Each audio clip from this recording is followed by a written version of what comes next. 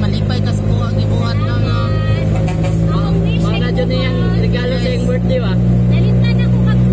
Oy, it's okay ra ma'am. Importante di sa makalimot sa Ginoo. Diri sa kalibutan ma'am, mamatay man ta, di jud ta